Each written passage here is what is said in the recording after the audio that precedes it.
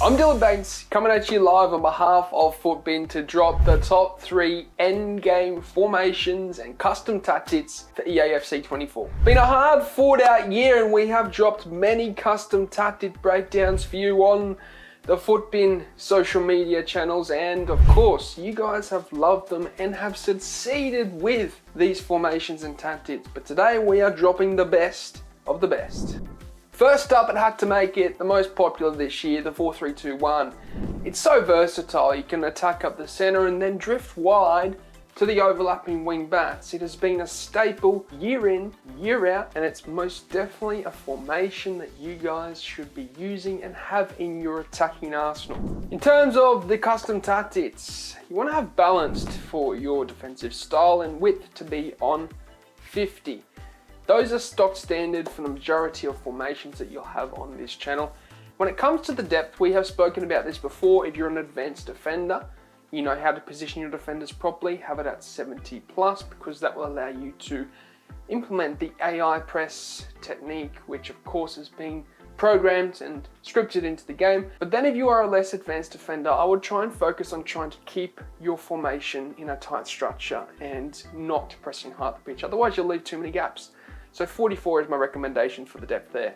In terms of build-up play, it's going to be unbalanced. We want to know where our attackers are at all times, okay? We have the instructions set for a reason for our attackers and all of our players on the pitch to move in a certain direction so that we know where they are. If it's on a different build-up play, different build-up style, then of course we won't know where those players are. In terms of chance creation, that's going to be left on direct passing. This is a formation which you will find needs to be built up through the center and then you come wide after the halfway line. That's because of how many central options you have. But of course we do need to exploit that width, and that's why we do come wide after going through the center. In terms of players in the box, it's left on sits. 3 and 3 for corners and free kicks. Now in terms of the instructions, we have broken this down before, but the way it sets up defensively is you have a 4-4-2, okay? So with your right forward, you're going to want to have him on comeback on defense. You're going to want to have your striker on balanced, the default player instruction. And you're going to want to have your left forward on stay forward while attacking. Okay, so he's going to be staying forward to set up as a 2-striker formation in the defense. When it comes to the 2 center mids that are on the side of the right forward, so the right CM and the central CM, they're both on stay back while attacking and cover center. That's so they both shift into the middle when your right forward comes back to that right mid position. And then your left CM, he is going to be left on cover wing. What that will do is set that left CM to the left mid position, so it sets up as a 4 midfield and 2-striker defensive formation. Your back four, the 2 wing backs, are to be left unbalanced. This is important because we need them making runs in behind as you progress up the pitch. If they're on stay back while attacking, you won't have that width option, and that will be an issue. And I'll explain a little bit later why that is. In terms of the centre backs, they're on default, and you have the goalkeeper on default. Now, if I didn't mention a player instruction, it means you need to leave it on the default setting. Whatever the instruction is, when you go to change it, it needs to be left on default. If I haven't said change it, do not change it. Now to build up with this formation, it's simple. You have a lot of central options. So you want to build up tiki-taka style through the center and then get past halfway. That is when you come wide. The wing backs will be overlapping. You'll see them. They'll make runs in behind the defense. That is your cue to go wide. You don't want to go wide too early, because if you do, you'll get squeezed. It's very effective in the defense with the 4-4-2. And of course, going forward, it offers very, very versatile attack with the width and also the middle.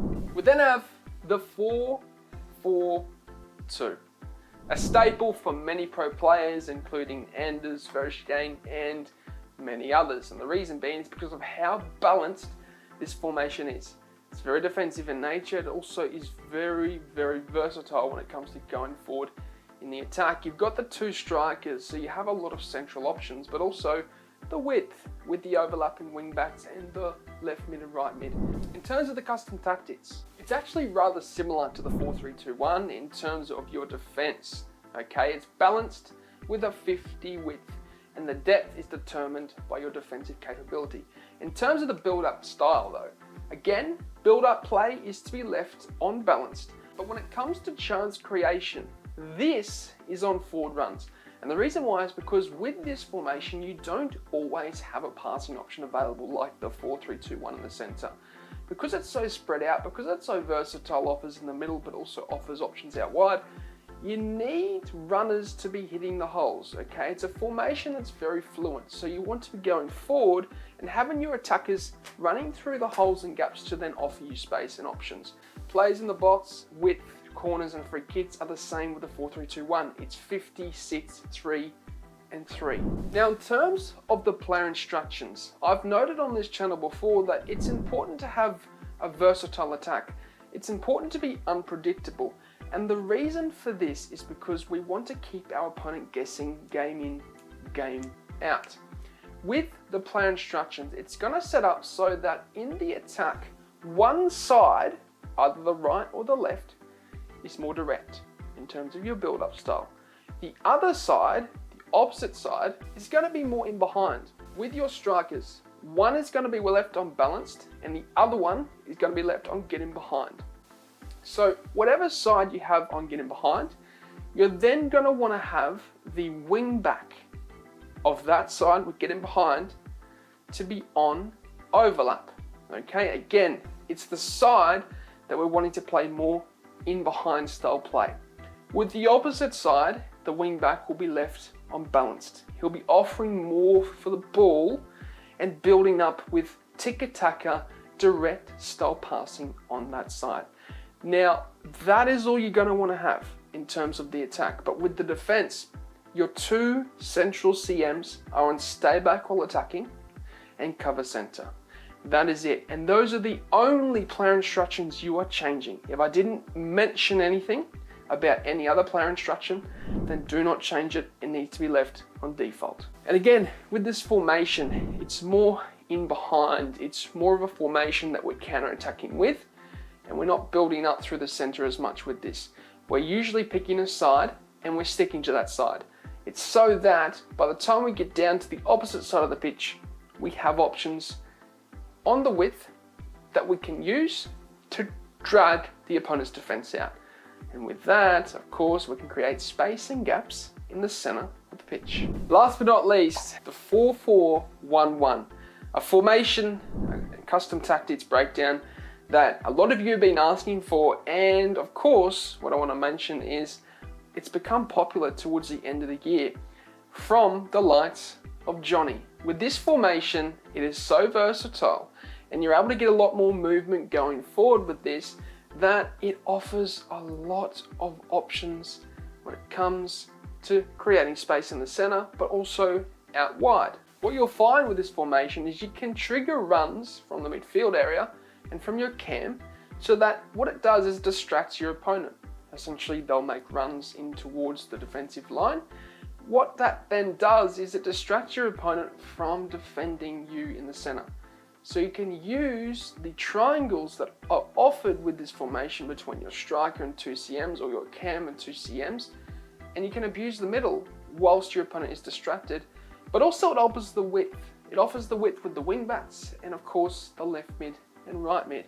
And that's exactly why many pro players are using this, because they can put a lot more through balls through with this, specifically over the top through balls. Now with this, because we're playing more in behind, it is a little bit more different compared to the other two formations.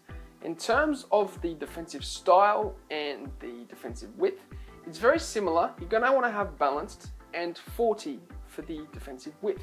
That's because it's a rather wide formation in nature, which means when it comes to defending, we need a little bit more compactness when it comes to our players dropping back and defending as a unit. But when it comes to depth, what a lot of players are using is 100 depth. That's right, you heard me right, 100 depth. What this does is it causes a lot of our players to essentially push up and press high up the pitch. As I said, it's a formation which is a lot more about counter-attacking, about creating movement, and creating a lot of options in the attack. And how do we do that? It's by winning the ball up the pitch early, so that we put a lot of pressure into our opponent and then hit them with the attack. When it comes to offense and build-up play, it's going to be unbalanced for the build-up play. But with chance creation, it's on direct passing. Now the reason for this is because we are manually triggering runs from deep. We are not automatically triggering them. So forward runs will automatically trigger them. But when it comes to this formation, the 4-4-1-1, we are triggering them manually to make those runners make the runs in behind so that we can build up elsewhere. So you want to hold L1 all the time when triggering the midfielders, the cams, the strikers to make the runs in behind the defensive line. When it comes to plays in the box, this is on 7. As I said, it's a formation we're putting a lot of pressure onto our opponent. So we're getting a lot more people forward and getting them to make runs through the holes and gaps. Corners and free kicks is to be left on 3 and 3. Now, when it comes to your striker, he's to be left on getting behind. He is the only striker in this formation, which means what we're going to want to do is have him making runs in through the holes and gaps in the defensive line. When it comes to your cam, for attacking runs, he is going to be left on target man, and for supporting runs, he is to be left on stay central. Why? Because as I said, when we are triggering runs elsewhere, we're going to be building central and exploiting the space that is opening up from distracting your opponent and making the attackers make runs in behind the defensive line. When it comes to your 2 CMs, they are to be on stay central and stay back while attacking. As I said, we are manually triggering runs. We are not making them go forward automatically. We still need that structure. We still need our midfielders staying back, but we are triggering them manually with L1. When it comes to our wing bats, they are both unbalanced, and when it comes to your 2 CBs, they are on the default stock standard player instructions as well as your goalkeeper. Those are the player instructions for this formation. As I said, if I didn't mention anything about a player instruction, do not change it. AKA, I didn't say anything about the left mid and right mid. Alright, so it means nothing is to be changed. They are to be left on default. This formation is very effective. It's quite meta towards the end of this game and has gained traction in the past few months because of certain pro players using and abusing this formation.